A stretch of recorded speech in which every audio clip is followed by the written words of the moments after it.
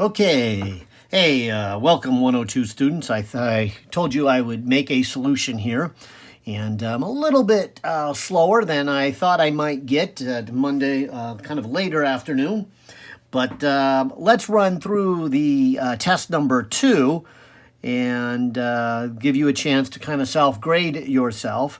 When I'm done here, I will start grading your test, but it would be nice for you to go through your test with this video solution to see how you did, okay? And, well, let's just begin. The first 20 are these multiple choice questions. The first one here says, an object has a velocity towards the south.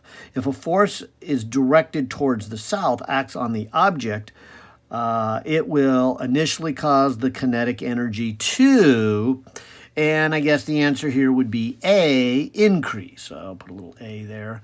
Because if you kind of remember in the discussion here, that if something is moving, and I'll just say moving from left to right, if you push it that way, if you do a force in the direction it's moving, that adds energy. That makes it go faster.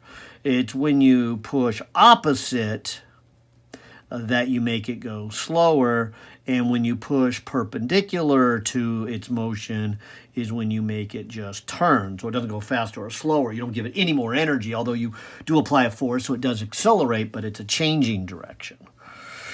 All right, but this is about energy. And so the first 4 were right here from energy in chapter 7 here. Let's look at number 2 then.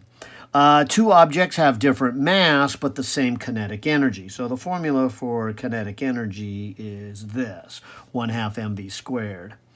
If you stop them with the same retarding force, which one will stop in a shorter distance? All right, so the work is force times distance. So this number is the same. So it says here with the same stopping force, it'd be back here in this picture, you're going to get the same distance. Now, that may sound a little bit weird at first, but remember, they would not be going the same speed. It says 2 objects have different masses. So the one with the bigger mass is going to have a lower speed. That's why you end up stopping it in the same distance as the one with a lighter mass, but a greater speed. So, again, force times distance is the work. We're talking about the kinetic energy. So the answer here for number 2 should be C. They stop in the same distance. And so you can see that number 1 was, this direction, and number 2 is this direction.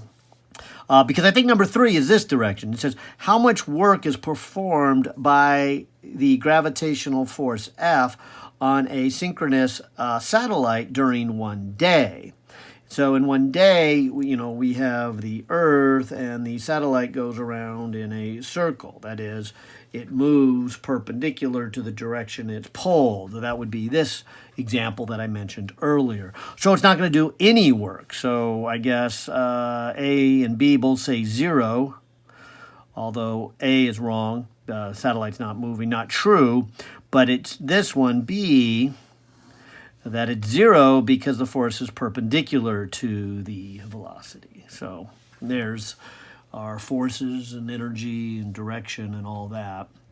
I believe this next one is a gravitational potential energy. A woman with a mass of 60 kilograms climbs a set of stairs that are 3 meters high. How much gravitational potential energy does she gain? And so the little formula is mgh, so we would take her mass 60 times roughly 10 for g, so 60 times 10 is 600. 600 times 3 makes 1,800, so we must be looking at D. D is in dog there. So those are the 4 from the first chapter, chapter 7. Moving on here, this would be chapter 8, our circular motion. If a ball has a weight of 30 newtons, it hangs from the end of a horizontal pole that is 1.5 meters long. How much torque? Okay, so the torque, hopefully you remember, is the amount of force times the lever arm. So in this case, the force is gravity pulling it down 30 newtons at 1.5. 30 times 1.5 makes what? 45, and so 45 Newton meters would be C.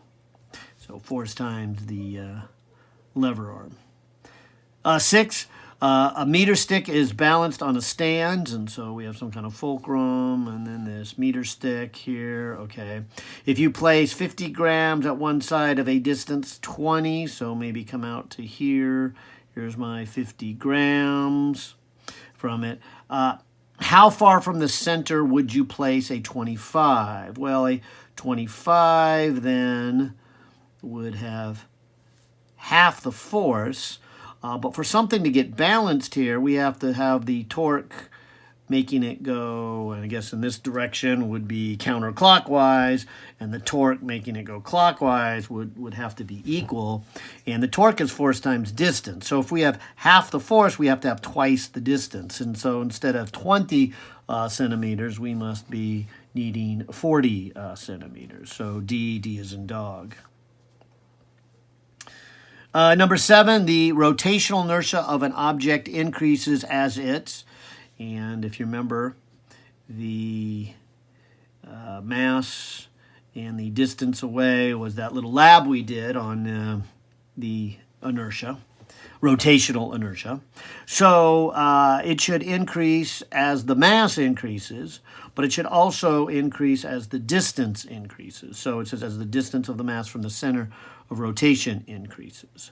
So increases as the mass increases, so that would be this first one, either A or B, and the distance from the center of rotation also increases. So we need 2 increases there to make that sentence make any sense. So 7 would be A, both of those, increasing the distance or increasing the mass, each increase the moment of inertia. Under what conditions is the total angular momentum is conserved? So remember, we're talking about rotating things. And so just like the previous test, linear momentum was conserved if we had no outside forces. Here we would say angular momentum is conserved if we have no outside torques. So the fancy word here would be torque. And so when there is no net outside torque. And so there would be the first page. All right, well, on the page 2 here, it says if the atomic mass, well, it looks like we're getting into chapter 11 now. If the atomic mass of neon is 20 AMUs, atomic mass units, how much neon would be needed to make an Avogadro's number? Now, this was our whole idea of the atomic mass. Remember, that black number on the periodic table had 3 meanings to it. The first meaning is the 20 would say one atom would have a mass of 20 AMUs, but another meaning of that was to say that a whole mole, that a whole Avogadro's number would be 20 grams. So that's what they're saying. Neon would need to have Avogadro's number. Wait, let me read that again. The atomic mass of neon is 20 AMUs. Yeah, how much neon, so 20 grams, would be needed to have an Avogadro's number, and that would be the 20 grams, so that would be a C. By the way, the third meaning of the 20 was that it had 20 nucleons. So in this case, neon has 10 protons, so we would have 10 protons and 10 neutrons. And I think this next one's the same thing. It says, given that a carbon atom has a mass of 12 AMUs, so there again, we can interpret that number 3 different ways. We can say one atom has a mass of 12 AMUs, or a whole mole of them has a mass of 12 grams, or we can say that there's 12 nucleons in the nucleus. In the case of carbon, 6 of them are protons and 6 of them are neutrons. This question's a little different. It says, how many carbon atoms would there be in diamond of only 1 gram? So we know because of the 12 AMUs that one whole mole would be 12 grams. So I guess this is kind of a weird way of saying we have 1/12 of a mole. See, because 12 grams makes a whole mole. We have 1/12 of that. And a mole is 6.02 times 10 to the 23rd. So grabbing my calculator here, 6.02 times 10 to the 23rd, and then taking 1/12 of that would be 5.0 times 10 to the 22. Oh, and there's 5.02 times 10 to the 23rd. So 10 would be B. So again, more from chapter 11. Now, here's a fun one. The pressure that a gas exerts on the wall in a container is a direct result of, and that was those bouncing BBs, and so they were making collisions and hitting the walls. So it has nothing to do with the repulsive forces or this volume, but collision of the gas molecules with the walls, combined mass. No, collisions is what we want. So 11 would be C. What Fahrenheit temperature would correspond closely to about 45 degrees Celsius? The little formula is, and yours is open book, but I kind of always remember it, that I'll take the temperature in Celsius because 0 is where ice water is, and if I want to convert it to Fahrenheit, I have to multiply by that famous 180 over 100, because there's 180 degrees between ice water and boiling water on the Fahrenheit scale, but only 100 between ice water and boiling water on the Celsius scale, which reduces to the 5/9. And that's how much is above boiling water. But boiling water starts at 32 on the Fahrenheit scale, so you'd have to add another 32. So if I take my calculator and go 9 divided by 5 and then multiply by the temperature of 45 and then add the offset of 32, I'm at about 113. So it looks like 12 would be D. On to number 13 here. It says a kilogram of metal A has a volume that's 20% larger than a kilogram of metal B. Which metal has a smaller density? Smaller than must be this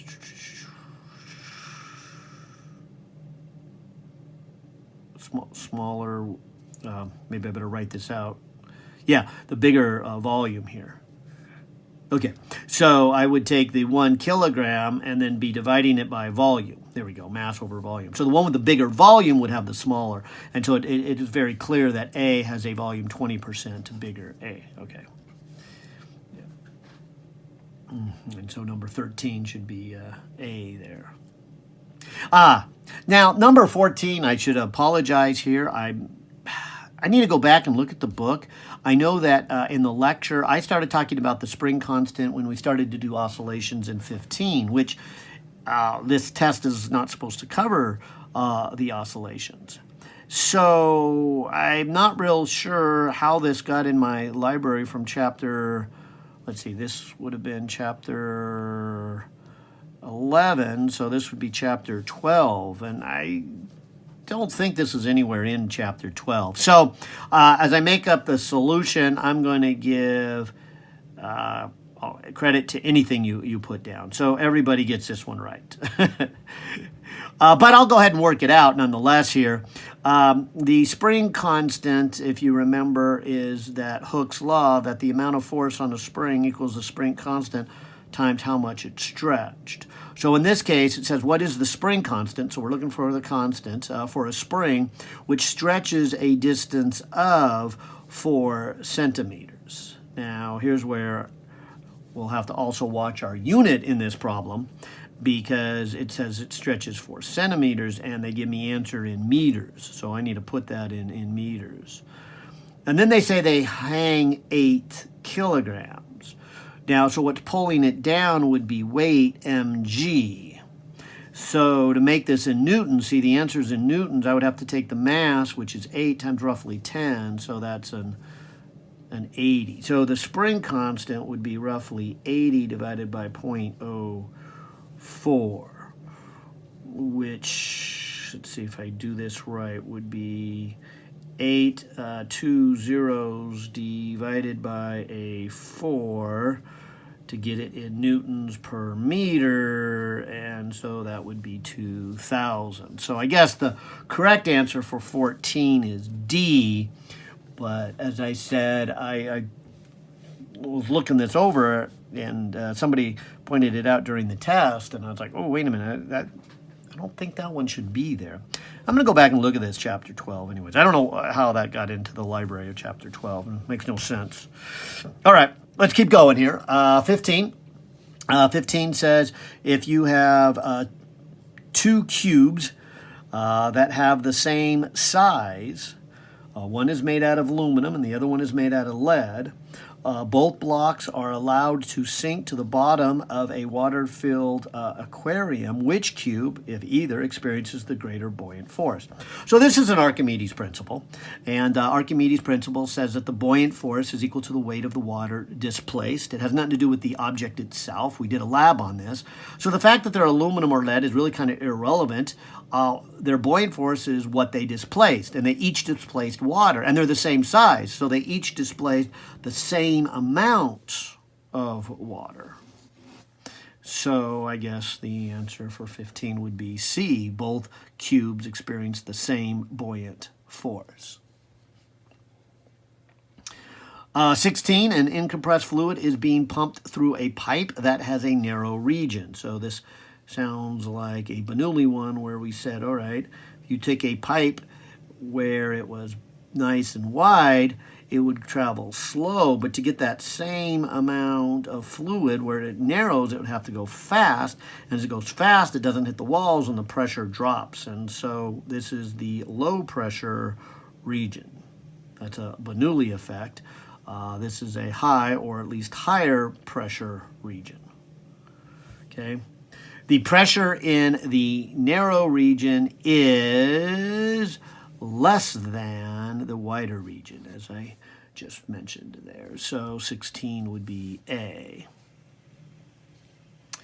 17, if the temperature of 500 grams of water drops by 8 degrees, how much heat is released? All right, well, when we calculated our heat energies, and I guess this is chapter 13 here, we had this MC delta T. This is how you calculate the energy when you're changing temperature, and that's what we're doing here. So the mass is the 500 grams. The specific heat of water, did they say water? Yeah, is 1 calorie per gram per each degree, and we drop by 8. So 500 times 1 is 500, times 8 is 4,000 calories. And so it looks like 17 would be D. 18, why do climates near the coast, like Santa Barbara, tend to be more moderate than those near the middle of the continent, like, say, Bakersfield or Las Vegas or Salt Lake City? There's other effects, too, but the high specific heat of water really means that the ocean doesn't change its temperature by much. And so, you know, during the summers, our water temperature goes up, but not by much. I mean, you know, we were lucky to hit 70 degrees Fahrenheit on our beaches. And likewise, in the wintertime, it just really won't drop that low. It's really rare for our water temperature to drop below 55 degrees Fahrenheit. So it just takes so long and so much energy to cool down here in the winter or to warm up in the summer that the water temperature just doesn't change by much. That's because the specific heat is so high and there's a lot of water. So you put those two together, the ocean just doesn't change by much. And so that meant the air near it, which also the city near it, doesn't change by much. So it doesn't get hot in the summer, it doesn't get cold in the winter. And so that's what you mean by a moderate climate. It's relatively warm. There's no snow in the wintertime, and it's relatively cool. It doesn't get overly hot in the summertime. So anyways, 18 would be A, although sometimes we think it feels hot, but mostly that's because it never gets hot, so we don't have any air conditioning, and so we don't cool. You know, we don't have any way to cool down our house, so it does get a little bit hot with those Santa Anas. In fact, notice it is the times it gets hot in Santa Barbara are those Santa Anas, because the ocean may not get hot, but you need the ocean then to cool the air, which then blows over the city, and if the winds are blowing the other way, you don't get that ocean effect. So that's when our city gets hot, is that even though the ocean is keeping the air cool, the wind blows the other way, so the cool air blows out to the ocean. It doesn't blow to the city, and so what we get is air that had a chance to get warm because it was over Bakersfield or somewhere. So that's a different part. All right. Let's see. On nights when freezing temperatures are expected, why do some fruit growers turn on the sprinkler system to their orchards? Yeah, and that always just seems so kind of weird. You know, hey, it's cold out there. Let's turn on the water. That's going to help. But of course, this is fruit, not humans. And so you're just trying to keep the temperature. And so what we know is as long as you have liquid water, you know it's above 0 degrees Celsius. And so as it gets cold and it freezes, it's actually releasing heat. And so it takes quite a while for ice to get below 0 degrees Celsius. And your fruit doesn't usually get damaged until about -2 degrees Celsius. And so that's why a lot of our citrus farmers here, you know, these oranges and lemons, they will throw the water on there because we might get something close, but you can, as long as you keep a liquid on it, you know that it's at 0 degrees Celsius, and that's healthy enough for your fruit. You just don't want it to get as cold as the air around it, and so the water freezes up here. But anyways, that's the answer here. Then C, the heat released as the water freezes actually keeps it warm, and so you have to take that liquid and as it makes a ball around the orange, and it freezes and then freezes and then freezes. So each little freezing of ball is releasing energy, and it's keeping that fruit at about 0 degrees Celsius, which, as I said, sounds pretty cold to me. I wouldn't want to have water sprayed on me and keep my temperature at 0 degrees Celsius. But that's above -2, and that saves the fruit. All right, last one of the multiple choice. It says in conduction, thermal energy is transported by, and the conduction is where one molecule moves and bumps into another one, and so they don't actually move. That the molecules or the atoms themselves don't actually move. That's convection. So A would be the movement of the fluid. That'd be for convection. But this is a collision. And so it would be B. And then C would be the radiation. And who knows what D is supposed to be. It's just wrong. Oh, and I forgot to put C there in the box. Okay, so there's the multiple choice. Hope you did well. Let me move on then to the questions here. And maybe I'll grab a pad here so I can start working out the solutions. So then I can go ahead and start to grade it. All right, so number 26, no, 21. Yeah, that makes more sense. But I just noticed my piece of paper here was labeled 1. I wonder why mine started recounting. I think it was okay for you guys on the test. I'll check that out. But this is number 21, even though it says number 1 here. My word processor, I must have accidentally started a new page and it started recounting. But it says here, an object is dropped from a height of 80 meters. What is the speed of the object as it's fallen 25 meters? So we've got speed, we've got distance. This is an energy problem. I even told you the first two would be from chapter 7 in terms of the energy. And so this is a conservation of energy. So I'll say the initial energy is equal to the final energy. And in this case, we might say the initial kinetic plus the, oops, I forgot an E there, kinetic energy, and the initial potential energy. Boy, I'm just making a mess of that one. So the kinetic energy initial plus the potential energy initial would equal then the final kinetic energy plus the final potential energy. So if we say an object is dropped from a height of 80 meters, we might do something like this. It's dropped, so we'll have 0 kinetic energy to start, and we'll have this mg80. And then it falls 25 meters, so it has some kinetic energy, and that's what we'll be looking for. What is its speed? But it still has some height because it's only dropped 25. So that means mg, we're still at a height of 55. We haven't gone all the way down yet. Although if you take this and move it over to here, you can go mg times 25, because 80 minus 55 is 25. So I guess another way of saying the same thing is that we lost this much potential energy. We fell 25, and it went to kinetic energy. Here's where the m's cancel off. That's good, because they don't tell us the m in it, and that might have made us go, ooh, what is the m value? So if g is roughly 10 and 25, and then bring the 2, and then take the square root, we should then get the velocity. And so grabbing my calculator, 2 times roughly 10 times 25, which is 500, take the square root, and we're looking at about 22.4 meters per second for the speed.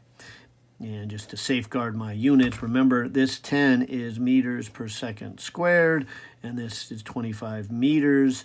That would be a meter squared over a second squared, but again, you're taking the square root, so that would leave you with meters and then over second.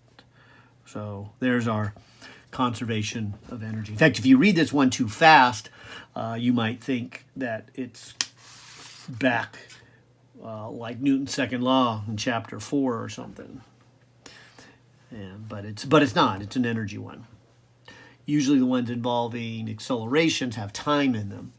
And then this isn't time. This has distance in it.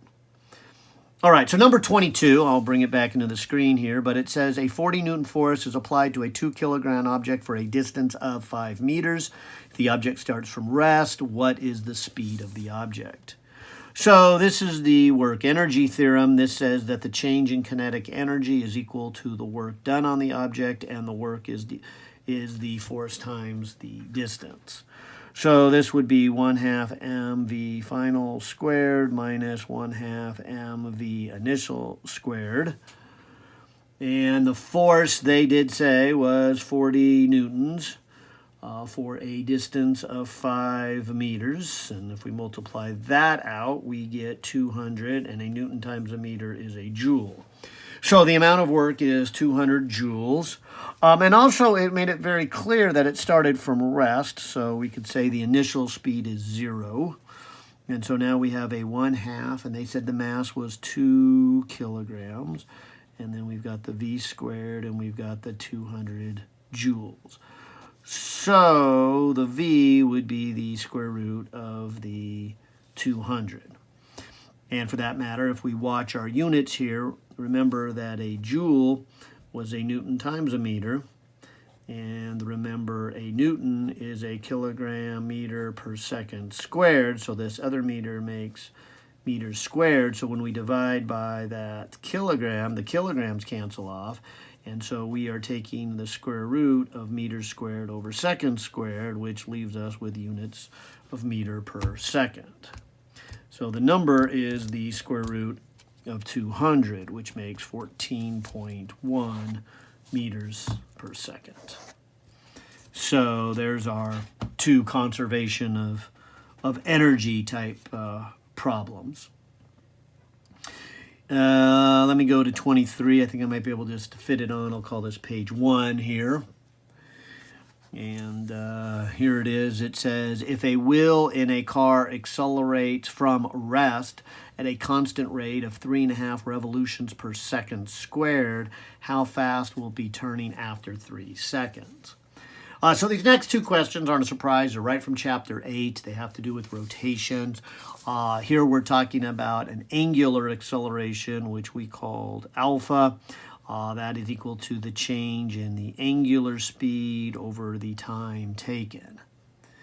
So we could then maybe write this as the final angular speed over the initial, and the time taken here was 3 seconds. I can cross out the initial speed because they said it starts from rest, and we're looking for the final speed. And then they also gave me that number here. What's the angular acceleration? They said 3.5 revolutions per second squared. So finishing the math here, I would say the final angular speed would be the 3.5 revolutions per second squared, and then bringing over the 3 seconds would give me, is that 10 and a half? Times 2 is 7, 10, yeah, 10 and a half, and then we would be left with revolutions per second. And that's good enough. We could go to revolutions per minute, as we often did for many problems. We could also go to radians, but revolutions per second is just as good, and maybe even better, since it was kind of given in that fashion. All right, well, let me try the next one here, number 24. I bet it's also from chapter 8. Here it says a 1,200 kilogram car is traveling at 25 meters per second around a curve that has a radius of 60 meters. What is the angular momentum of the car? So the symbol we use for angular momentum, which was linear momentum times its radius, linear momentum was mv, and so mvr was our equation for the angular momentum here. And so we have the 1,200 kilograms for the mass of the car, traveling with a speed of 25 meters per second, with a radius of 60 meters. So this is a very plug and chug one. Let's see, the numbers is 1,200 times 25 times 60. So we are looking at 1, 8, how many zeros is that? 1, 2, 3, 4, 5. So 1,800,000. And if you look at the units, it's a kilogram meters squared over second.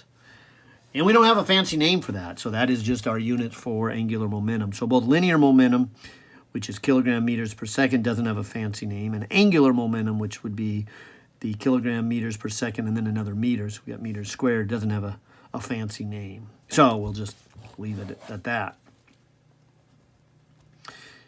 All right. Then off to number 25, which probably is the structure matter in chapter 11. Oh, yeah. How many atoms inside, well, could read a little bit better, but how many atoms are inside a block of metal that measures 4 by 5 by 1? And so we're looking at a block that's 4 centimeters by 5 centimeters by 1 centimeter. Okay. And maybe the first thing to do is to figure out how many atoms are across this top. And that's a division problem. You've got the longer distance of 5 centimeters, and you are dividing it by the size of an atom. And maybe the tricky part here is to make sure you match your units. But this would be written as 5 times 10 to the minus 2. So I guess I would get 5 times 10 to the 8th atoms, which makes, what, 500 million? All right, so 500 million atoms would make a nice row across here. The same logic applies for the other direction of the block, which I will write as 4 times 10 to the minus 2 meters, and divide it by 1 times 10 to the minus 10 meters. So the meters cancel off just like they did up there. And then we would get 4, and then that should be the same mathematics. You bring the exponent up, so it's a plus 10. Plus 10 minus 2 is a plus 8. So that would be 400 million. So we got 500 million by 400 million. And then the depth of it would, again, look a lot the same. And we would have 100 million. So to figure out how many atoms here, we have 500 million in one direction times 400 million in another direction times 100 million in another direction, and then 5 times 4 is 20 times 1 is a 20, and 8 is 10 to the 24, and so it looks like we're looking at 2 times 10 to the 25th atoms. So that's how many atoms there are. So this was based on the size of the atoms. So remember, all atoms have about this size. That was kind of the neat thing that we were saying in chapter 11, that you don't really have to know what kind of material it is or the density if you're asking how many atoms and you're giving volume.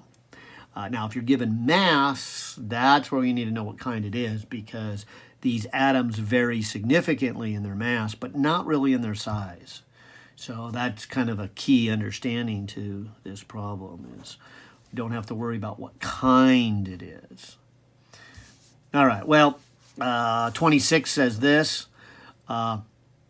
8 liters of an ideal gas is heated from 19 degrees Celsius to 150 degrees Celsius in a container with a fixed pressure. Find the final volume. This is the ideal gas law. There's a mathematical relationship, PV equals nRT.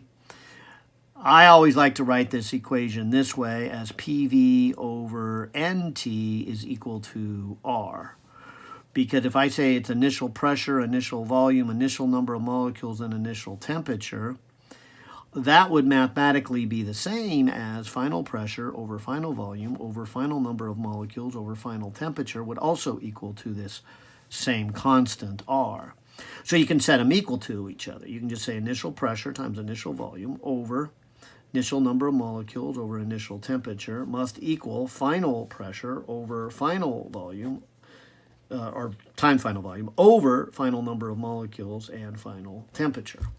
So that's a good way to look at the before and after of a gas. So in this one, number 6 here, it looks like the volume and the temperature are changes, but see right there, fixed number of pressure. So the pressure doesn't change. And they say it's in a container, so the number of molecules doesn't change. So in other words, I can cross out the number of molecules on each side. I can even cross out the pressure, because the initial and final pressure are the same. I don't know what they are, I just know they're the same. So this reduces down to an easier problem that says the initial volume over the initial temperature is then equal to the final volume over the final temperature. And see, the initial volume was given. This said it was 8 liters. And I'm looking for the final volume. Perfect. And I'm given the initial and final temperature. Although, let's be careful, coming back up here to this equation, this was only good on the Kelvin scale. So a little subtlety in this one is to make sure you don't use initial temperature of 19. This should be 19 plus 273. So this would be a temperature of 292 Kelvin. And likewise, the final temperature, don't use 150, it's 150 plus 273 to make 423. Okay, so now I can calculate the final by saying let's take the 8th and multiply it by the 423, and then let's divide it by the 292 and come up with 11.6 liters. And so there's the 2 from chapter 11, the structure of matter there, and the ideal gas law, as well as what's the size of the atom. All right, well, let's keep going here, getting close to the end. How about number 27? Okay, I guess what's this, page 3. Okay, so 27 says this. A 25 cubic centimeter block of gold is lowered carefully into a completely full beaker of water. What is the weight of the water in newtons that spills out of the beaker? Well, the fact that it's gold and the density of gold is really kind of irrelevant, and we just know that it's lowered carefully, it's completely filled. So the size of the block of gold is going to displace the water. So the gold is 25 cubic centimeters. So as you put this into the water, you're going to displace it. That is, it's going to lift up and flow over the side. And so as it flows over the side, 25 cubic centimeters of water flow over. So I guess that's my first thought, is the volume of water. Now I know that's not the question. The question says, what is the weight of the water? Okay, but so far I have the volume of water. Now remember, density is mass over the volume. And water has that nice density that's worth remembering, or you can look it up since this is open book, but it's 1 gram per cubic centimeter. So by knowing the volume as 25 cubic centimeters, I, of course, can move this over and get 25 grams. And I'm not even sure you need to go through the math for that, since each cubic centimeter is 1 gram. If I've got 25 cubic centimeters, then I must have 25 grams. All right, now I'm still not quite done because it says the weight of the water in newtons. So what I have is the mass of the water. So remember, weight is mg, and so the mass is 25 grams, but to get it in newtons, Newton measures in kilograms. So there's another little important step there. And if I multiply by that roughly, that 10 again, I can get 0.25, then there's the newtons, a kilogram meter per second squared. Ta-da! All right, so it's about 1/4 of a newton would be its weight.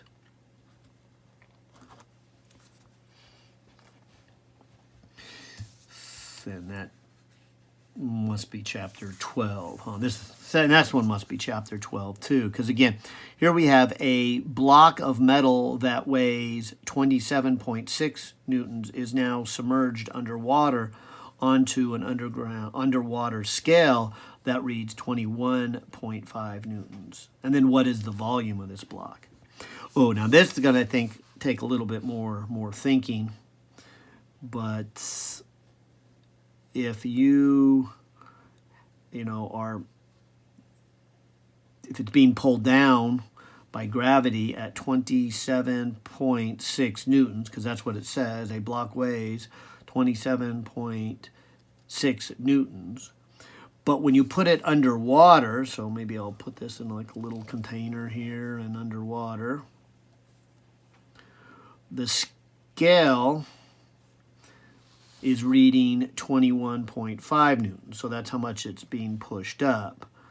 But also then the buoyant force is doing some lifting.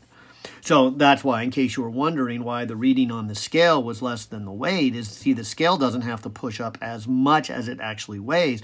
That's because the water, what we call the buoyant force, is also pushing up.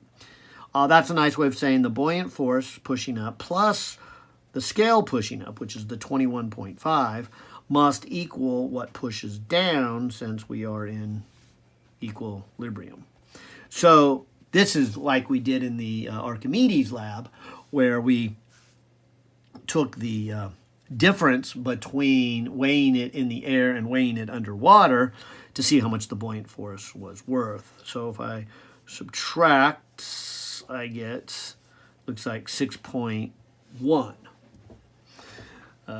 Oh, and I guess I should look at my units here. These were all newtons, right? So newtons and newtons. All right. So that's the first half of this, is really just realizing that with the information they gave us, I can get the buoyant force pretty quickly. The buoyant force would be the difference between them.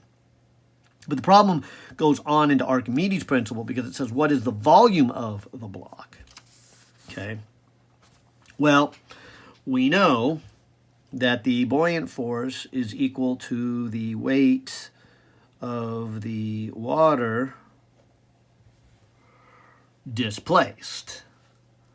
So this is going to tell us how much water has been displaced.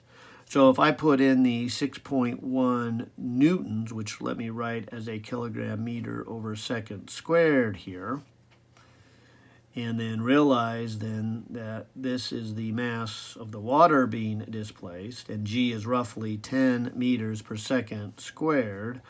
The meters per second squared would cancel off, and so this will tell me the mass of the water being displaced as 0.61, and these are units of kilograms.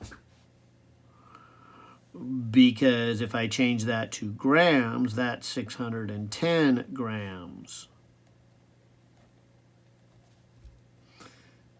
And then going back really to our discussion here about the density, every gram is 1 cubic centimeter. That is the density, 1 gram per cubic centimeter. So this must be 110 cubic centimeters. Without the math, you can do the math also by saying density then would be mass over the volume. And so I've got volume equals then mass over the density. And this mass, as we just said, is 610 grams, and the density is 1 gram per cubic centimeters. So 610 divided by 1 is 610 cubic centimeters. So doing it a little conceptually or going through every step of the math, you're going to get 610. So that's the volume of the water that was displaced, but it came from the block itself, that block that, went in there and went underwater. So the volume of the water displaced and the volume of the block are the same. So this is the answer. It's the volume of the water that has been displaced, and it's also the volume then of the block that went underwater. Okay, and page 4 finally here. And I think this will wrap it up. We've got 2 more here, and this must be from chapter 13 here. But number 29 here, it says, if 90 grams of aluminum, and they give us a specific heat of aluminum, at 100 degrees Celsius, is added to about 45 grams of water at 25 degrees, what is the final temperature? Which, by the way, this is really very close to the numbers that were in that specific heat lab one. So what we know then is if we bring a hot object, which this is the hot object, the aluminum, that's how we got it to 100 degrees. We put it in boiling water in the lab, and we put it inside of a cold object. I'll just in my pitcher put it next to it, but this is the water. So if I had 400 grams of water in my little styrofoam cup at 25 degrees, that's a little high. Our sinks are usually around 20 degrees Celsius. What is the final temperature? And so what we're saying here is the Q that comes out of the hot one is then equal to the Q gained by the cold one. And I'll just put absolute value. So this is how we did that lab, and how we do this problem is we'll just say the energy that comes out of the hot one equals what goes into the cold one. Now, since one comes out and one goes in, really one's positive and one's negative. So that's why I put absolute values there. But the one that is the hot and it's losing energy is the aluminum. So let me put aluminum or just Al underneath it. But it's dropping its temperature, so I would calculate that energy by mc delta T, and I would want the absolute value of it. And those two numbers are positive, so I want to make sure the temperature change is absolute value. And it goes to where? Well, mc delta T here, and it goes into the water. And so even though these look the same, these are not. It's not the same masses. This is the mass of aluminum. This is the mass of the water. This is the specific heat of aluminum. This is the specific heat of the water. And this is the change in temperature of the aluminum. And this is the change in temperature of the water. So coming back to their numbers, they said this M is 90 grams, okay? And the specific heat is 0.22 calories per gram per each degree. And the change in temperature would be its final temperature, which I guess we're trying to figure out, minus its initial, which is 100. And then over here, the mass of the water was the 45 grams. The specific heat of water is the 1 calorie per gram per each degree. And then the change in temperature would be final minus the initial here. What was the initial? 25 degrees. So grabbing my calculator, I guess I won't worry too much about the units. Calories with calories, gram with grams, gram with gram, degrees Celsius with degrees Celsius. And so this 100 degrees here, going to carry the units. And so we're going to finish with degrees Celsius. Putting a number here, let's see, what is 90 times 0.22? This would be 19.8. And it would be final minus initial. And this over here, 45 times 1, well, that's easy. That's just 45, and that would be final minus initial. Now I might give some thought to, well, I'll do two things. When I bring the 9.8 to this side, so this would be 45 divided by the 19.8, so this would become 2.27. And then over here, I want the absolute value. But since I know the water's warming up, I know the final temperature is going to be more than 25. So leaving it in this order, final minus initial would give a positive number. So I'll just drop the absolute value sign and not do much with it. But it's the other side that I need to be a little bit cautious, because on this one I know it's cooling down. So the change in temperature, final minus initial, that's actually a negative number. So I want the opposite of that. I want the 100 minus the final on that one. I want to make sure that that's a positive number there. And remember, I already took care of the 19.8 when I moved it over to here. So 100 minus the final temperature, and then when I do the distributive property, 2.27 times the final temperature minus, what is 2.27 times 25? This would be 56.8. So now if I move this over to here, this becomes 3.27 times the final temperature. And when I move this over to here, this becomes 156.8, I believe, 100 and plus, yeah. So I can get the final answer here by saying, all right, let me add 100 to that. Okay, so there's the 156.8. And then let me divide that by 3.27, and I come up with a final temperature of about 47, well, it rounds to 48. So 48.0 degrees Celsius is my final temperature. Good. And got a little long there and a little hard. But that's just like the ones we did in lab and we did in class. So hopefully that went well for you. I guess I'll find out real soon here as I get a chance to start grading tonight. And give me a couple days to grade it. Should be done by Wednesday night. There's a lot of you guys.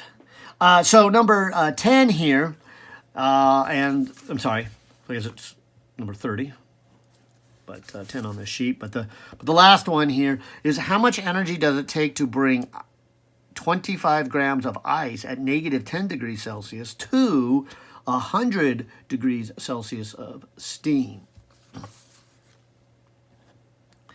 And I'm going to write this then as 4 pieces, because to keep track of what's going on, this first one, I would say, is warm the ice. Then the next one here is melt the ice. Then the next one, now that we've melted it, is water. We've got to warm the water. And then finally, we've got to boil it. that will turn it into the steam at 100 degrees. And we don't have to go one step further, which would be to warm the steam, which if the temperature was above 100 degrees Celsius, then we would have to start to calculate the energy needed to warm it up above 100 degrees. But since it does say steam, we can't just calculate to the boiling temperature of 100. We got to actually convert it into a steam, and that's a lot of energy. That might actually be more than the other ones combined. Let's just do them separately.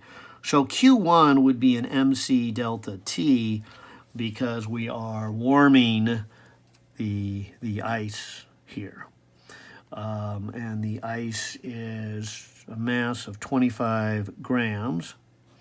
The specific heat of ice, I think, was given in this problem as a half, although you can also look it up. And a big important piece is we're only going to warm it up 10 degrees because we're going to go from negative 10 to 0, at which point we'd start adding energy, we start melting it. Now, ultimately, we're going to go up another 100 degrees to get it to boil, but